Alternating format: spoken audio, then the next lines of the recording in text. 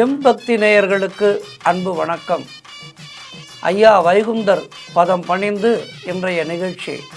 இந்த கலியுகத்திலே எத்தனையோ மகான்கள் அவதரித்திருக்கின்றார்கள். குறிப்பாக நம்முடைய தமிழகத்திலே பாரத மண்ணிலே எத்தனையோ மகான்கள் அவதரித்து மக்களை நல்வழிப்படுத்தி பக்தி என்கின்ற பெயரில் மூட பழக்கங்களை அறவே அறுத்து உண்மையான பக்தி என்ன என்பதை மக்களுக்கு தெரியப்படுத்துவதற்காக இறைவன் அவ்வப்போது மகான்களாக அவதரிக்கின்றார். அப்படி நம்முடைய தமிழகம் கண்ட மகான்தான் தென் மாவட்டத்தினர் பலருக்கு குலகுருவாக விளங்கக்கூடிய ஐயா வைகுண்டர். சிவன் நாராயணர் ஏக பரம்பொருளின் ஏகநேக அவதாரமாவார் அவர். நாராயணருக்கும் லக்ஷ்மி தேவிக்கும் மகனாக திருச்செந்தூர் கடலினுள் 1008ஆம் ஆண்டு கொல்லம் ஆண்டு மாசி மாதம் 20ஆம் தேதி இவர் அவதரிக்கின்றார். மும்மூர்த்திகளின் நாம ரூபங்களை ஏற்று அனைத்து தெய்வ சக்திகளையும் உள்ளடக்கி நாராயணர் தனது 9ஆம் பிறப்பை வைகுண்ட அவதாரத்துக்கு முன்பு திருச்செந்தூர் கடற்கரையில் எடுக்கின்றார்.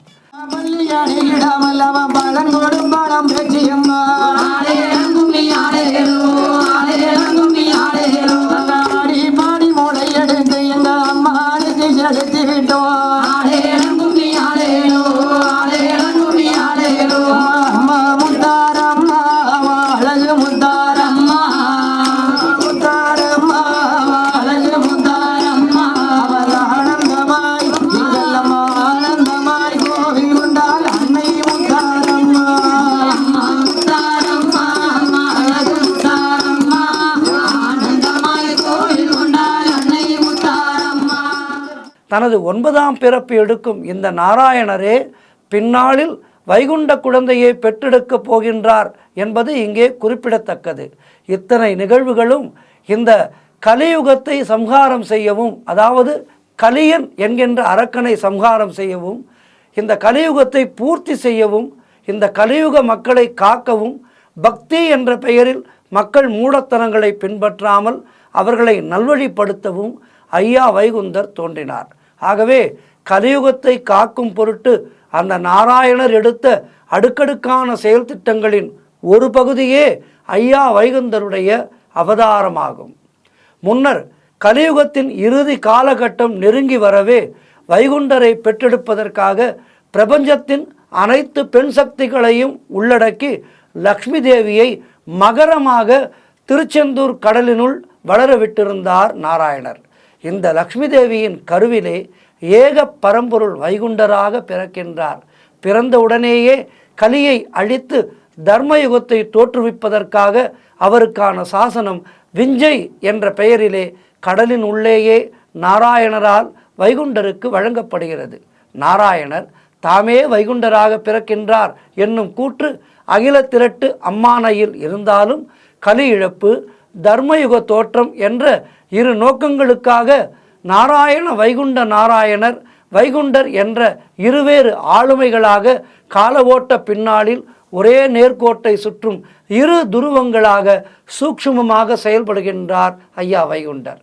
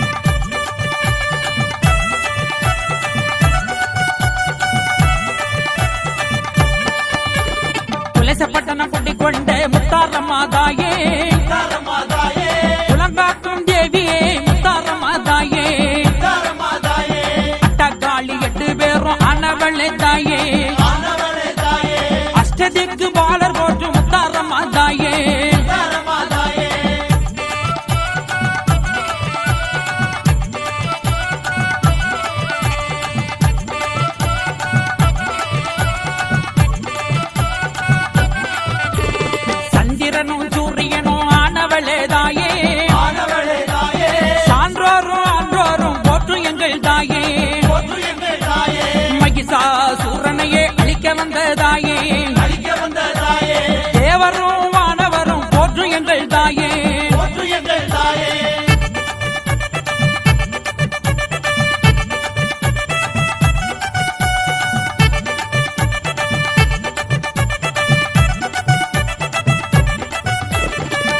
நோக்கி வருவோர்க்கு துன்பம் இல்லை தாயே, குறை சொன்னால் நோய் தீர்ப்பாய் முத்தாரம்மா தாயே, தசராத்திரி நாளே அன்போடு கண்டவளே தாயே, தட்சாயினியே முத்தாரம்மா என் தாயே.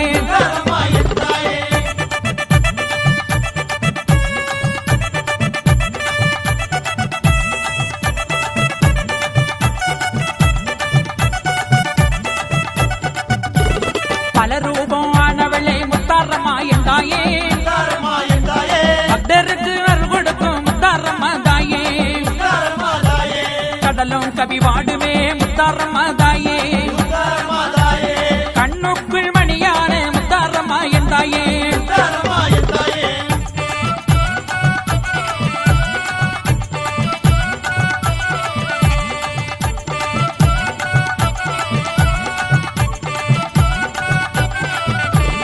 கணபதிக்கு தாயான முத்தாரம்மா தாயே,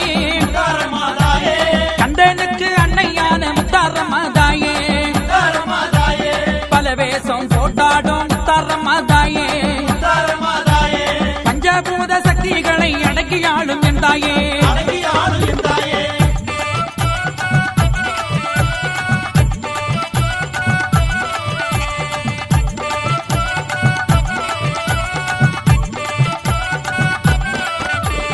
குலவேசம் போட்டாடும் குலசை முத்தாரம்மா,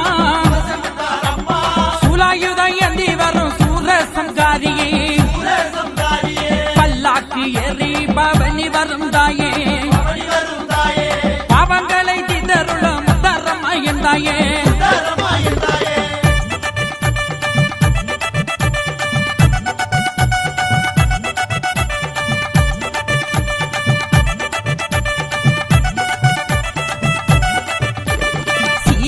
சிங்கத்திலே அமர்ந்தவளே என் தாயே, சிவசூரியனானே எங்க முத்தாரம்மா,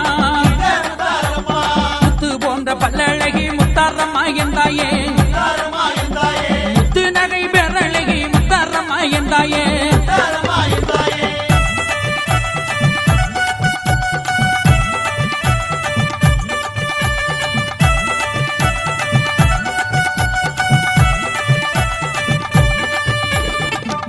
ஆரம் புரிந்தவளே முத்தாரம்மா என் தாயே, அம்மை வெம்மை நோயகற்றும் குலசை முத்து மாறியே, வீர நிறைந்த வீரவளே முத்தாரம்மா தாயே, அகில காக்கும் அம்பாளே அம்பிகையே தாயே, அள்ளி மலர் எடுத்து முத்தாரம்மாவை கும்பிட்டோம், அரளி மாலை தொடுத்து முத்தாரம்மாவை கும்பிட்டோம், மல்லி மலர் எடுத்து மயவள கும்பிட்டோம், துளசி மலர் எடுத்து துயவள கும்பிட்டோம், பிச்சி மலர் எடுத்து பெரியவள கும்பிட்டோம், செவ்வந்தி மாலெடுத்து ஈஸ்வரிய கும்பிட்டோம், தேங்காய் பழம் கொண்டு வந்து தேவிய கும்பிட்டோம், சூடம்பத்தி ஏத்தி வச்சு முத்தாரம்மாவை கும்பிட்டோம்.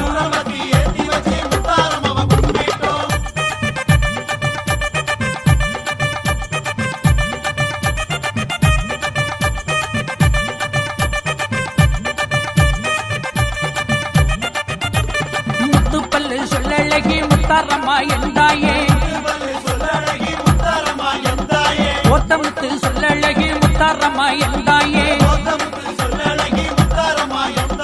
தெற்கே நல்ல விழுந்த சடை முத்தாரம்மா என் தாயே, வடக்கு முகம் கொண்டவளே முத்தாரம்மா என் தாயே, மாற்றி வைக்கும் கால்களுக்கு மல்லிகைப்பூ சல்லடமா,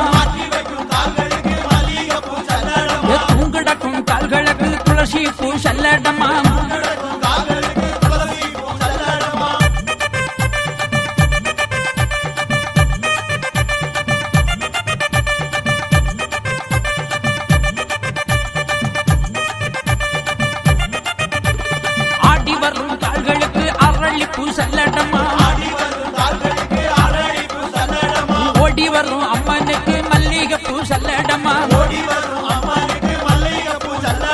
குலசையிலே குடிகொண்ட முத்தாரம்மா என் தாயே ஓடிவா தாயே நீ உலகளந்த நாயகியே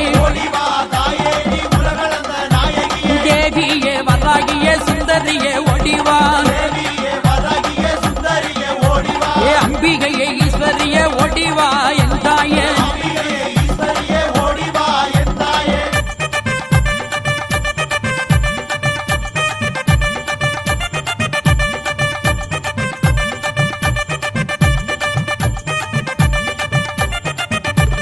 வேதவல்லி நாயகியே வெப்பிள்ளை காரியே துளசப்பட்டணம் குடிகொள்ளும் முத்தாரம்மா ஓடிவா பொங்க வச்சம் பூச வச்சம் ஓடிவா என்றாயே மூன்று சடை ஆனவளே முத்தாரம்மா ஓடிவா நீ முட்டுக்கையிலை பகவிரட்டும் முத்தாரம்மா ஓடிவா மகட ஒலி கேட்டு அம்மா மாயவளே ஓடிவா